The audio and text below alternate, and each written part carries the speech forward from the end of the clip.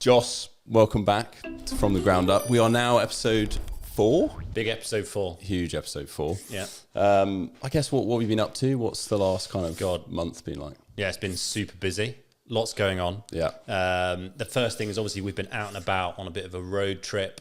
I would call it the AI roadshow is what I've been calling it. It's crazy. It felt like last year it was a bit like yelling into the void of the AI side of things. And for whatever reason, you come back January this year, I think with a lot of the stuff that's happened on the coding side, there's been a massive explosion of actual use case. Yeah. And that is now started to bleed into other sectors as well. And so we've always wanted to be talking a bit more about AI. Yeah. But I think now it's really hit home, and we've been kind of really well placed to give people some good guidance and ideas about how it might affect. Yeah, and I think 2 completely different events that we did. One that was sort of more promoter, developer heavy. Yeah. So it was interesting getting the insights from them. And then also the one we did a couple of weeks ago, more planning orientated. We've kind of seen both elements of the coin, because sides of the coin. We obviously spoke, like you said, at a big promoter event run by the LPDF. And that was obviously, the large scale and so on and so forth. And then in the second event was a lot of local authorities there. Yes. And that obviously meant that we kind of had that second side of the coin, which is how you can almost help both sides of the industry. Yeah. And there's this kind of big meme going around that the industry is just going to become AI talking to AI. But I do think it's important that local authorities keep up. Yes. Because the one thing it felt like is that a lot of the promoters on the private sector can be maybe more aggressive with how they adopt AI. They can trial it much quicker. The local authority sort of procurement process is archaic. I think that was the main takeaway in that one we did a couple of weeks ago in Liverpool was they are, when you said show your hands, actually, people who know what Claude is, for example, I think there were a handful of people who put their hand up. Yeah. And like you said, probably 70% of those were councils. Yeah. But I do think we are seeing a huge amount of interest in AI generally. Yeah. I think we've been ahead of the curve. Yeah, definitely. For the last kind of 2-3 years with what we're building. Mm-hmm. And I think just now we're seeing quite an influx in people who understand it. To be honest, the big judgment call we make here is how much people will use these tools. I think it's been obvious for about a year and a half that we basically wanted to do a lot more in AI, but it's whether you can bring your users along with you.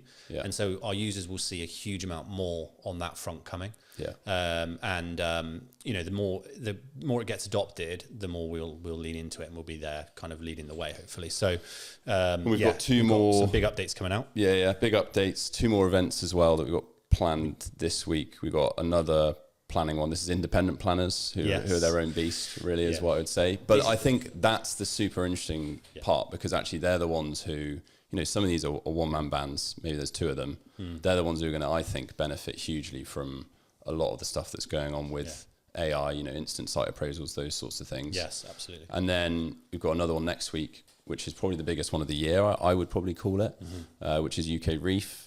That's in Leeds. They kind of book out Leeds for 3 days. Yeah. I think there's going to be a lot of talk there about AI and data centers, those sorts of things. So there's a lot we've got coming up. There's a huge amount, and we can talk. Obviously, we're talking about AI from a product point of view, but then there's also AI on what the hell the government should do and how we should on the data center issue and everything. I think we're very pro and very bullish, or at least personally I am. Yeah. And we can maybe get into a little bit on that today. I'd just say I'm obviously really looking forward to those 2 events, and we'll see everybody there if people are going. And I think the one interesting talk we had the other day, which was the government, MHCLG, who I think are going to play a big part in this moving forward. Yeah. I think you were quite interested in what he had to say, and especially how they're tackling kind of data generally and trying to make data more accessible. Yes. Yeah. My read on it was very positive in terms of what he was saying and what they were saying in terms of what they're trying to do with making data more accessible, standardizing a lot of the data as well. Obviously, they've got the extract service. I don't know if you want to talk a bit about that. Yeah, I think I thought actually that it was a very positive presentation that he gave, and maybe slightly a bit maligned from, you got a bit of a rough ride from the audience with some questions and so on. I think, it's very easy to criticize. And quite hard to actually do. I think if you compare it to 14 years of what happened under the previous Conservative government in terms of what they were doing with respect to digitisation and so on, it was nothing.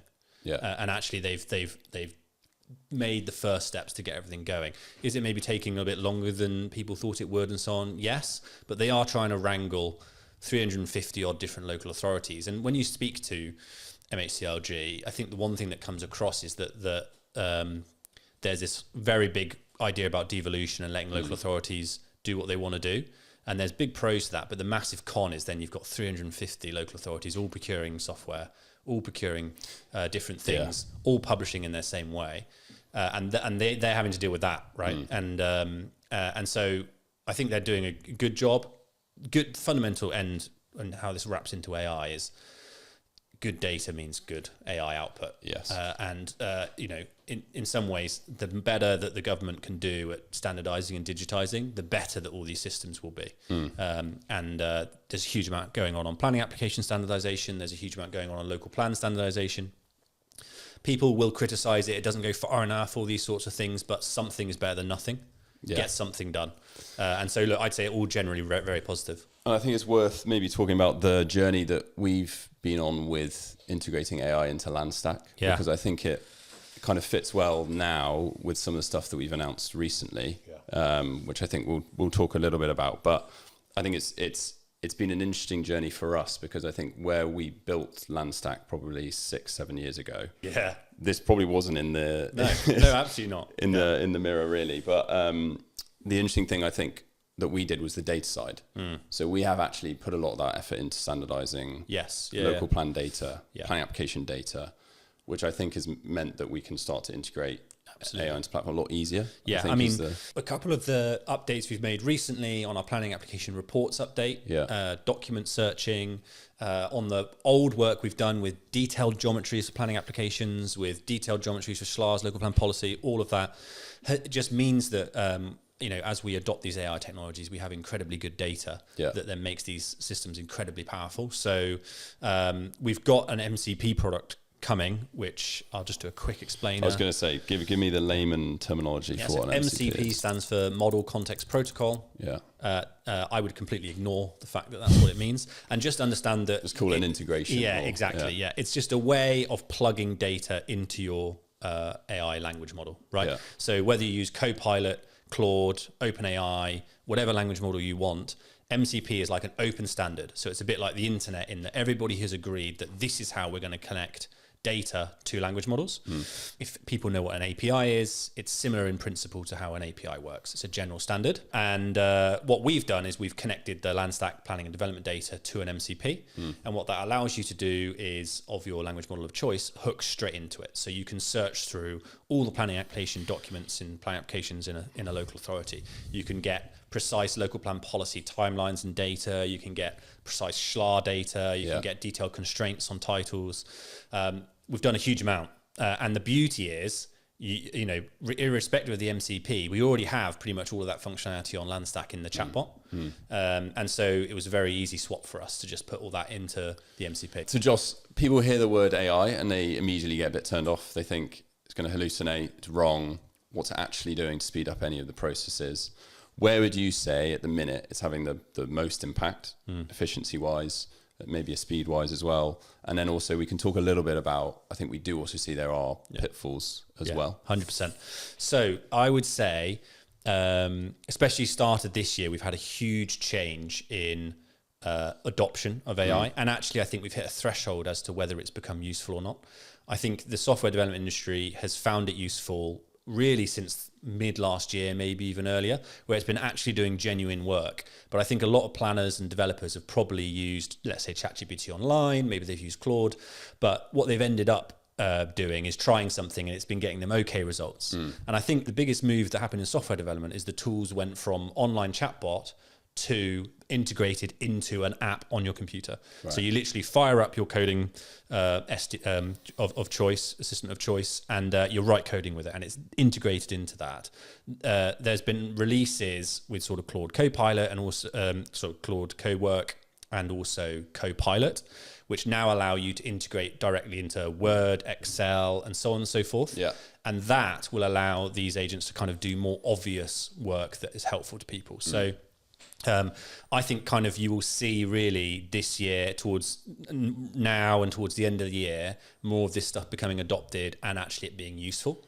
And that's kind of where part of MCP comes in. But what, like giving actual examples of work that it would do. I mean, I saw today, literally just about an hour ago, some of the things that it can do is kind of... I mean, let's go through some specific ones. So it's important to understand the transition onto like an app or something. But now what you could do is you could say, let's say you get a piece of work and what you need to do is figure out what the 5-year housing land supply is in a specific local authority. Yeah. What you can essentially do now is fire up AI language model of choice, hook it into the Landstack MCP and ask it, can you give me an idea for what the current 5-year housing land supply is in this district? Look through all the planning applications that have been submitted in the last year and a half and look through all the documents and pull out anything that's relevant. And the system will go away and it will do that. You can ask for it in a spreadsheet. So you could get individual planning applications in a spreadsheet with the specific arguments made. Yeah. Or you could get a sort of report where it goes through those documents and tries to give an estimate for what the 5-year housing land supply is. And obviously bear in mind that this is not just appeals. You know, this is planning applications that have been submitted maybe with a planning statement that's arguing a certain 5-year supply. So it gives you, and you can ask this question very easily in minutes and get an answer every day. So you could set up something that recurs weekly to say, can you check that 5-year housing land supply? Has any planning applications come in that are arguing something different? That's one example of hundreds. I mean, let's go through another one.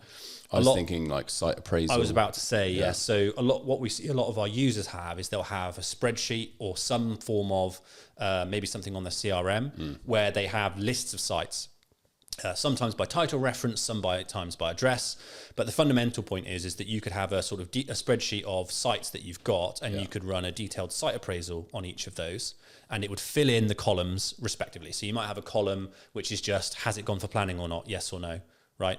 Has it got a flood zone on it? Yes or no? Has it got greenbelt on it? Yes or no? And you could fill that spreadsheet in, you know, with Landstack's MCP. And again, I think we're talking about what that would have taken before 100%, hours of work. Yeah. Now, I mean, even you could argue Landstack 6 months ago. Yeah. It would have taken longer than now. It's like minutes, like you're saying. It 100%. genuinely is minutes. Yeah. So on Landstack currently, you'd have to go to each site and then obviously ask that question, right? The beauty here now is you can just give it a list of titles and it will work through it title by title and do that work. And so that's the transition, you know, and it's like that sort of bulk work that you can do. But the beauty is it's very malleable, right? So you can do it in a Word doc, you can do it in Teams, you can do it in Excel, you can do it in Outlook, right? You know, all of these different tools have access to the same thing and can output that information. So, and where do you see, I mean, look, we're where we are now, which I think if you, again, 6 months ago, I wouldn't have said we'd be here so quickly, but the pace it's moving, where do you think this kind of ends up being? Is there going to be a moment where you actually hit a bit of a wall, which is great. You can do all this research really quickly, you know, and find the sites, appraise the sites, you know, in what days, if not a day. Yeah. You still got the problem, which is inevitably getting the planning and all of the problems that you've got in that world. So it's great you can do that first initial bit so quickly, but again, you're still kind of going to be hitting bottlenecks along the way. Absolutely. And so funnily enough, a huge amount of that is data. Yeah. You know, there's a big thing about data being, you know, you need good data to get good answers. So, you know, if you wanted to go into even more detail on, let's say, a transport assessment and try to write a transport assessment, or, you know, if you wanted to do any sort of, let's say, ecological evaluation, you end up having to go to site. You end up having to take the measurement. You have to bring that back, if that makes sense. There's a good chance once you've kind of got all that information again, then you can compile it into a good list. And then there's always the sort of, to use a horrendous term, the AI smell, which is like when you, and that people use this term, when you write a document, just pure AI. You just get a whiff of AI. Yeah, someone sends it to you and you're like, doesn't smell right. That's obviously AI generated. Yeah. So those are all, I'd say, two things. Like one, that's kind of where we are. Yeah. And maybe in the sort of, it's hard to say, but 6 months to a year, that's kind of will be quote unquote status quo. And then models will improve and so on. There's like a couple different, I'd say, to give a couple different trajectories. One, I think, is that there is a real chance, non-zero chance, let's say, that the models plateau. We're all murdered by it. Well, no. There's also a chance of that. But there's a non-zero chance that these models plateau to some degree, right? And I think Demis Hassanabis from Google DeepMind, you know, had a conversation with the guy who runs Claude, who I've forgotten the name of, Dario, and they were kind of arguing against each other, but he had an interesting point where he knows that these language models and these AI systems are maybe 2 or 3 breakthroughs away from having something that will kind of get to that sort of super intelligence point. Yeah. And so it's whether that happens. I think the fundamental point is that where these models are now are good enough to have a massive effect. Yeah. You've got different trajectories, but fundamentally they will have, irrespective of whether they get any better, kind of it's taking time for industries to adopt these tools. So the biggest analogy I can think of is we're kind of early iPhone. Everyone knows the iPhone is really cool. Apps are really cool, but it took years for Uber to become a thing. Yeah. To really get out and everyone to adopt it. And there was quite a few different hurdles people had to get through, payments to be able to trust it on the iPhone and so on. And we're similar to AI and language models, right? Where we know that there's this great technology, it's useful, but then it has to kind of be applied and it has to work its way through industry and be adopted. Yeah. And I think there's probably an education piece there as well, which is actually knowing what you can do with it. Yeah. That's a piece that I think we'll be doing quite a lot. Yeah. Is actually, okay, great. You've got all these different tools, but how is it going to help me day to day? Like which bits is it going to speed up? So I think there is that piece of it. I think also what's an interesting question is which parts do we think aren't going to be affected by it? We're saying that it's going to be changing all these different bits. Yeah. There's still a very real human element to planning and decisions. Of course, potentially the AI could make the decisions as well. But in planning, there's a lot of other things that go on politically 100%, and those sorts of things. And that's probably where you're going to end up not being affected as much, which is the real conversations you need to have with the landowner, for example. There's councils. And in between, conversations in between house builder and land agent, or conversations between house builder and planner, or architect and house builder. So it's doing a lot of the grunt work, a lot of the research, but actually getting the deal done. Yeah. The salesy bit, the speaking to people bit is probably the bit that... when it comes to funding, right? You're going to have, at the end of the day, we're a good distance away from a funder being like, right, I can trust this AI to deliver this site for me, right? There's, we're a good distance away from that at the moment. And so, those sort of things feel quite accessible. In some ways, the hopefully the beauty should be grunt work is the one thing that kind of goes away. And I would, obviously, people always then go, well, what about the sort of young grads? Yeah, I was going to ask that. I think at least the only thing I can do is look at the way that our business has been affected by AI, in that it hasn't really changed from a software development point of view, whether we would employ a young grad or we still would for different reasons. Yeah. One is salary. Obviously, a younger grad would do it for less than a more senior person would. Can they learn on the job the same as they did before? No, because AI is doing a lot for them. But that's the new reality. Yeah. So actually, they will pick up the skills that they need to understand and learn in a different way. Yeah. It hasn't had that impact of, oh no, we would never hire any new grads. I think fundamentally we want to hire specific people with specific roles like we always have done. 100%. And so it's strange that all it's done for us is increase the scope of what we can do and the speed at which we can do it. And I guess if you were to summarize or give advice to people who are either listening or interested in maybe adopting Claude or Landstack or something, what would you say to them? Is it sort of a case of just start using it and have a play? Yes. Or that's the most important thing, is to try and use it in something you do at work.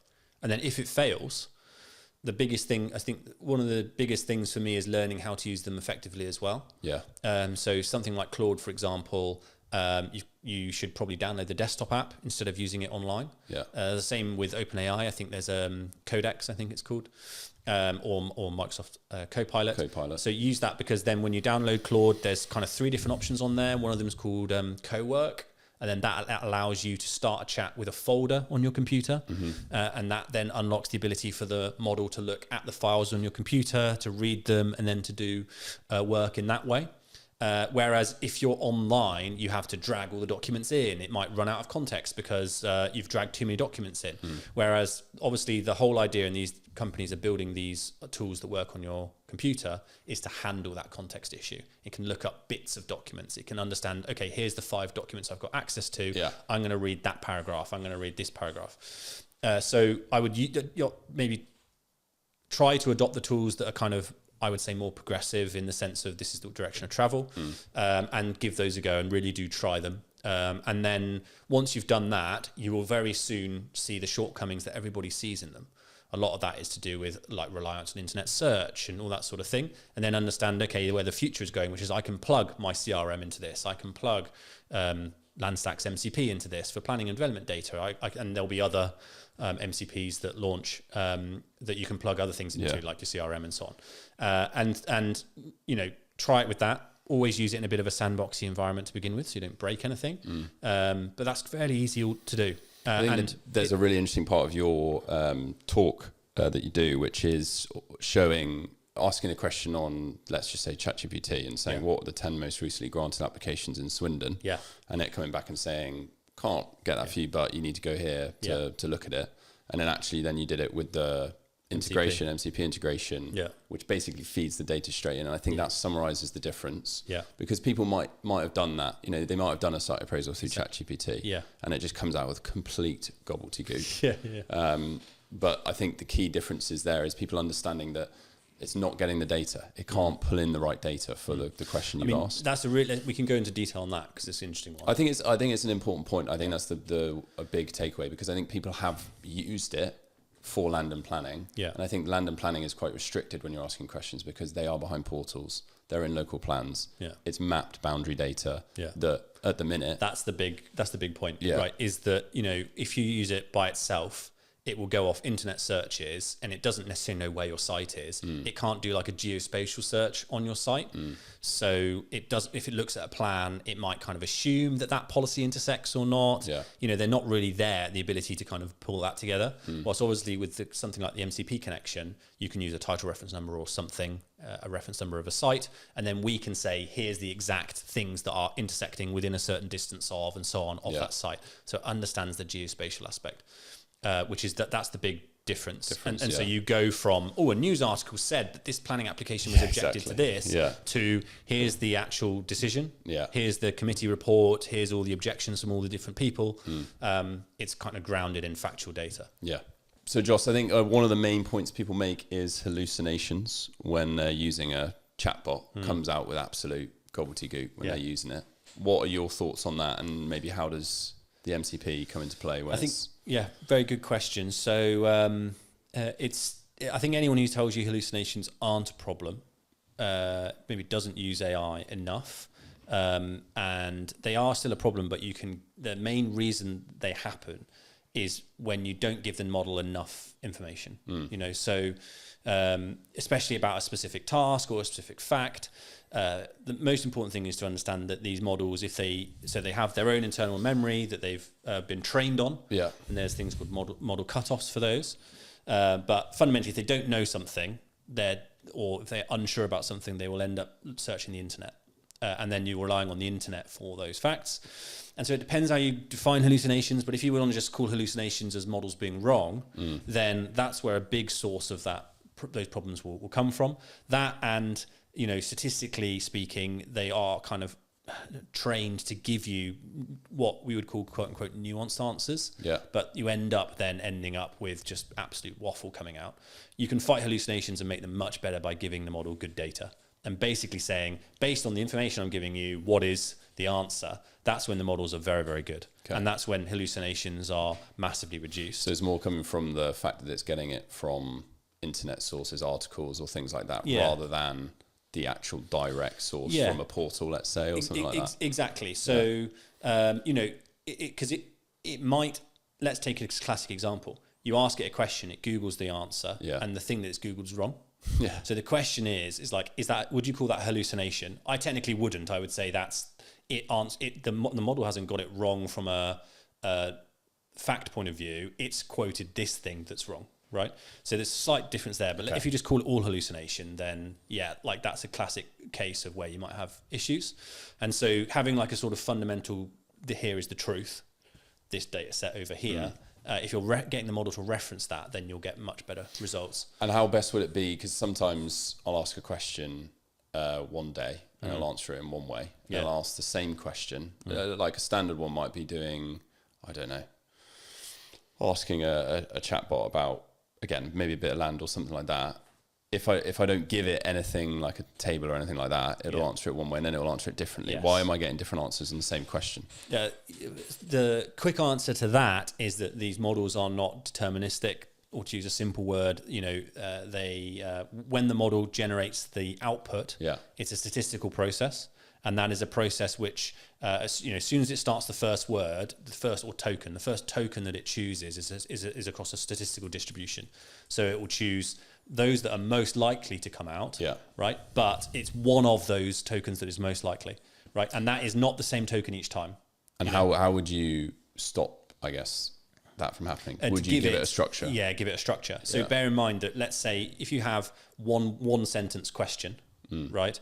Then that's not enough data for the model to kind of converge on a really reliable answer. Whereas if you said it has to be in a table in this format, with this here and with this here, you will get much more consistent results. Which I think makes sense when people are doing a appraisal on a site or a pro forma. Is they usually will have 10 things that they want to get answers for. Yeah. And it will be in a table, question. Yeah. So that's why I'm just thinking in my head, it's probably where it's going to work super well. Yes. Is if someone has a template, stick it in, go, I want you to answer 1 to 5. Yeah. And it just goes bang, bang, bang. Yeah, exactly. Because you've given it the outline of the appraisal beforehand. Yeah, exactly right. Yeah. One of the big things we've got coming up, we mentioned it at the start, is UKREiiF. Yes. And kind of one of the things we want to touch on today was, what do we think the sort of big topics and talking points will be there? I guess, what do you think on that? I think there's a few. Firstly, there are so many talks going on in the day, every hour. So there's a lot being covered. I think some of the main ones are energy. Big thing. Last year as well, it was big, but data centers is quite a big thing at the minute. Yeah. So I know there'll be a lot of conversations around those. Also, housing is always big there. Obviously, a lot of planning going on at the minute.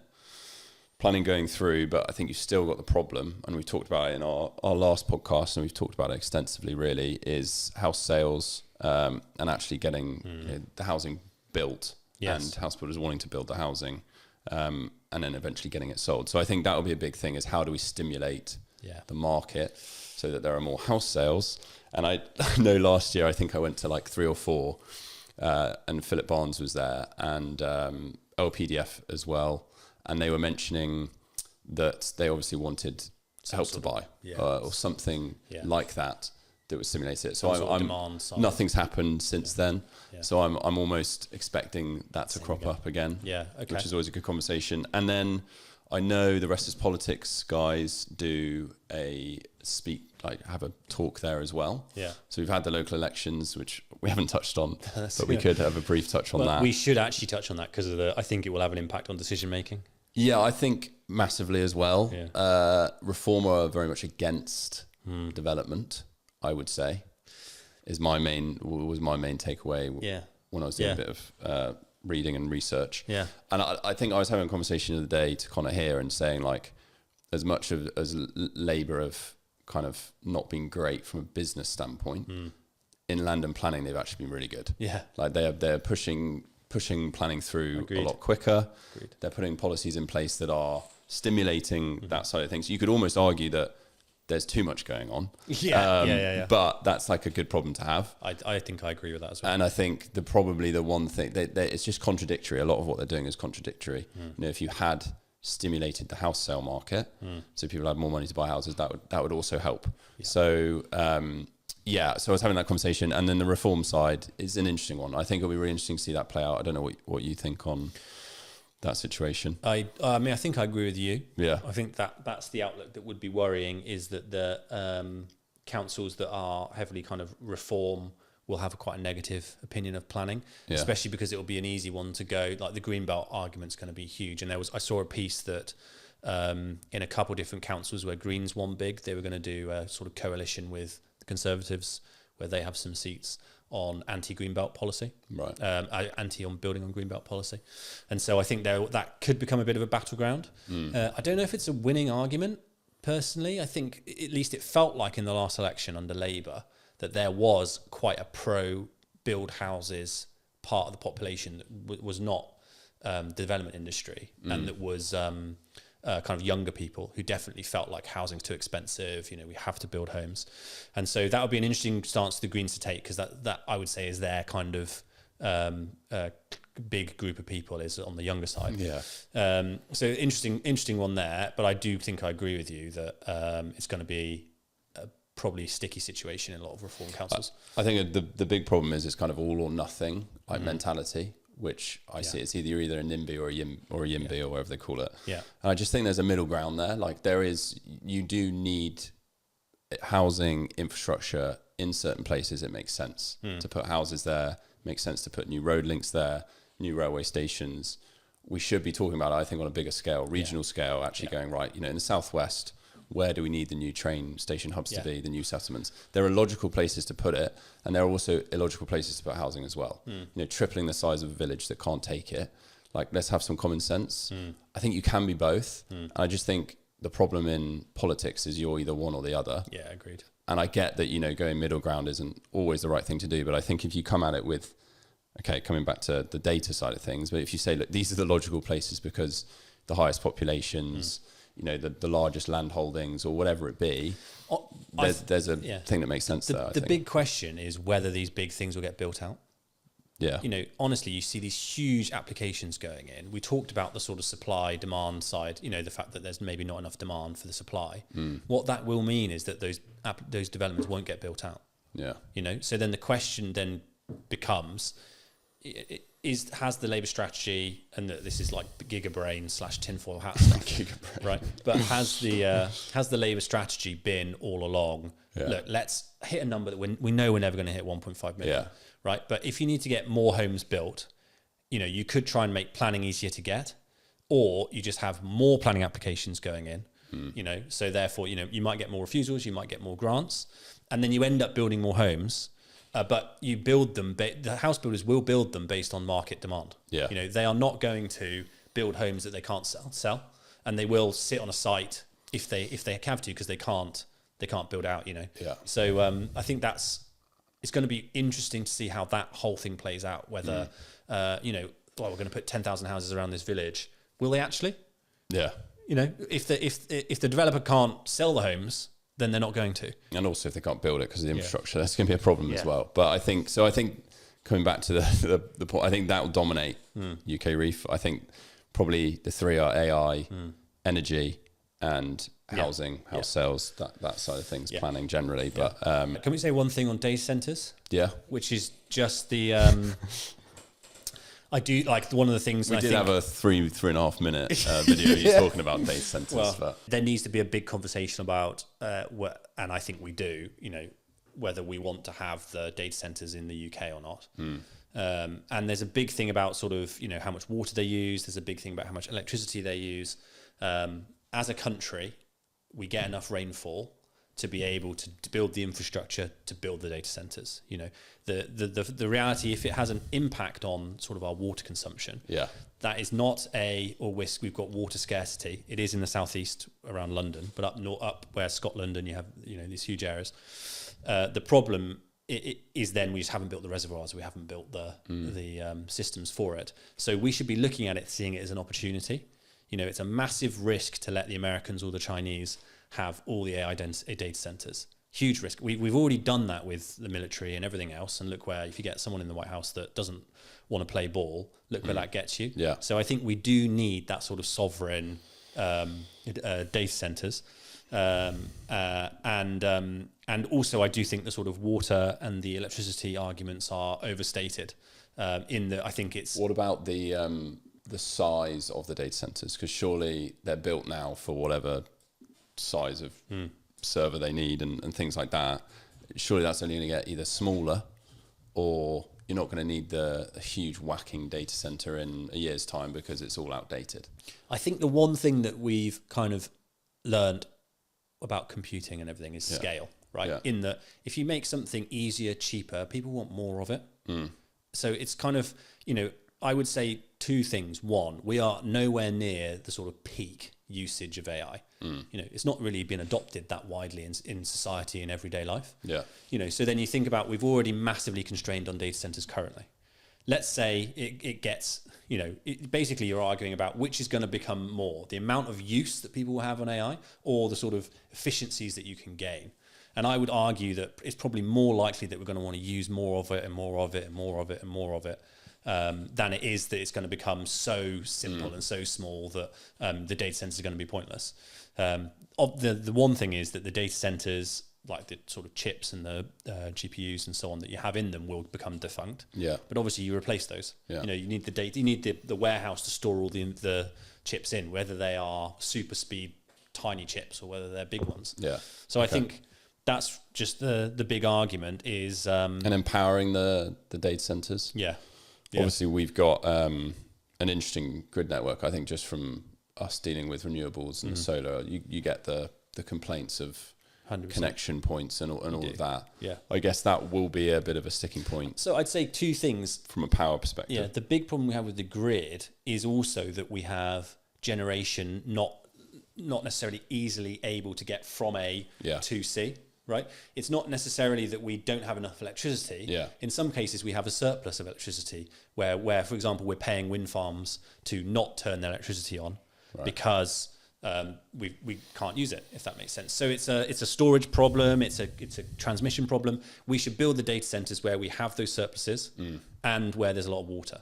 And there's lots of places in the UK where we should be able to do that. Yeah. So that's the argument I would make, is that there's a logical solution to that where we have surplus energy and so on and so forth. That's where we should put them. Joss, let's get on to some viewer dilemma questions that we've got. We pull these from our social medias, TikTok, Instagram, LinkedIn as well. So I'll fire the first one off at you and we can see how it goes. Yeah, okay. Question here, do you have an Irish database? Which is actually, we get this question quite frequently, I will say. Yeah. And I'd be really interested to hear your answer to this. The answer's no. Okay. But I think also it's a Northern Ireland, Southern Ireland thing. Yeah. So Northern Ireland is probably more achievable than Southern Ireland. But we do want to... 100%. 100% Yeah, want to get into absolutely. Absolutely. Into So I think that I would just say watch this space. Yeah. Brilliant. Just a quick answer to that. Yeah, so next one is, what's the point in building now when it costs more money and time versus buying a pre-built house and doing it up, changing it? What's the incentive? This was a question from TikTok, actually. From TikTok. I would say it would all come down to the price that you buy the land for. I know that's a really fucking boring answer to that question. That, and I guess what you want as well. Yeah, and what you want. I mean, buying a pre-built house is going to be whatever cheaper. It is, the person that's done it. Yeah. But obviously, you have more flexibility of what you can build. But also, like I said, if you get a great deal on the land and you build it in a cheaper way, then it might be better. But at the minute, build costs are pretty high. I don't think they're going to go down anytime soon. So it does make things a bit more difficult. It's got lots of good points there, actually. Didn't think of build costs. I didn't think of build sale costs. prices aren't really going that high. It's great. You should be buying a house now. It's a great time to buy a house. Yeah. I just think the market's dead. Yeah. So at least it was a real struggle selling my house. We got it sold. But when I bought my house, it was literally you viewed the house and you had to put an offer in the next day. And now it's you've got weeks before you need to put your offer in. Yeah, my barber's just bought a house next to him. He bought his house a year ago. Have you been to him recently, the barber? Yeah. Okay. He bought his house last year, did it up a little bit, and then the house next door has been on a bit like yours for like 6 months. Yeah. He lowballed it by like 100k and got the house. Yeah. And then he realised, okay, shit, I've got to get a mortgage and actually buy the house. But huge value, and he does them up. So I think it all depends on basically the market and if you can find the deal. Yeah. Which isn't obvious if you don't know what you're looking at. But a long-winded answer to that question. So we'll go to the next one. Why do some people sit on land for years without building? This is quite a good question. Gosh, we could answer that a lot of different ways. Planning. Yes. So you have to get planning. Yeah. Right. And you have to be in a position where you can get granted permission. So the first thing I would say is the main thing I'm going to here is options, right? Option agreements and so on. The sort of main point I think is people know that land has development potential, but it doesn't have development potential now. No. Right. But it will do in maybe 3, 5, 10 years. So because they know that, they want to do an agreement with the landowner, say, look, when this becomes viable, we'll go for planning. But we want to have an agreement with you now that we have the right to build on this land. Yeah. So from an option point of view, look, whether options are healthy or not, I think they probably are. Yeah, I think they are. But it would be better to have better data on what's optioned. Yeah. Right. But I think that's the purpose behind an option. And so, I think that's the one part. There is another part in terms of why do people sit on land for years without building. Maybe the inclination there is you've also have a house builder who's building out 500 homes over the course of X number of years. Why don't they build all 500 in as fast as they can any year? The answer to that is sales. Yeah. They would, one, potentially reduce the price that they could sell the home for. More likely, there just wouldn't be anyone to sell the homes to. And if they've got a home that's just sitting there not being sold, exactly, it's a real cost to them. So big cost, exactly. I think people need to understand that 100%. Yeah. And just because the land has got an option agreement or a promotion agreement over it doesn't mean that it can't be used. Yes, that's also very true. That doesn't mean the house builder has complete control over it. It just means in the background they're trying to get planning for it. I mean, we talked about this, didn't we, about paddle courts? There was some temporary paddle courts going up on land that was controlled, and then they had development idea about it, so they put like paddle courts in for 5 years. So that's also true as well. Yeah. Fundamentally, local plan small bits of land are probably slightly different, right? But for the big bits of land, mostly it's going to be planning, I think would be the main reason why it doesn't get built out. Is that the person who, if they could get planning and build on it and kind of sell, they would. Yes, yeah. Okay, next one. So this is 3 things that actually makes land valuable in 2026. Interesting question, that one. I mean, I think there's a lot more things now in 2026 than before that make land valuable. So number one, you've got BNG now, which does make a lot of land previously that was probably just used for nothing really than just leaving it, is now more valuable because it's probably more biodiverse. So developers, obviously now when they're doing developments, they need to do a 10% uplift on the BNG on their site. So they will look elsewhere for that, which does make land that's kind of middle of nowhere quite valuable. Obviously, like location is massive. So if it's in the local plan, if it's an allocated site, makes it a lot more valuable. If it's on the edge of a settlement boundary and looks like a logical development site, it makes it a lot more valuable as well. Yeah. Obviously, if it has planning or anything like that, I mean, that's kind of an obvious point. That's also making the land more valuable. And then the third that makes land valuable, I guess, is probably the use of the land as well. Like, I think nowadays there's a lot more kind of brownfield sites knocking about that have got potential for development that otherwise maybe didn't, and especially with the grey belt stuff, which is kind of in that middle ground of being in green belt / disused land.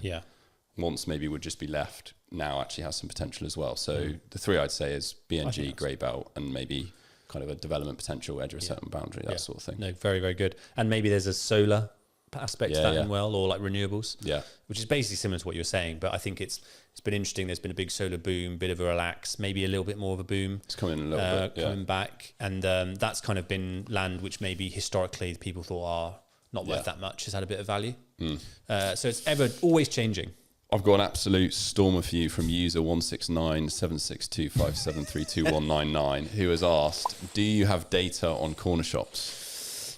Sort of is the quick answer to that. It depends on what you're coming at it from. So could you search for like land that could have a corner shop on it? Yes, because the data sets that we use are a bit more general in their use. So you'd use you can use our site finder tool to search for convenience stores, for example, and corner shops would probably be classified under convenience stores.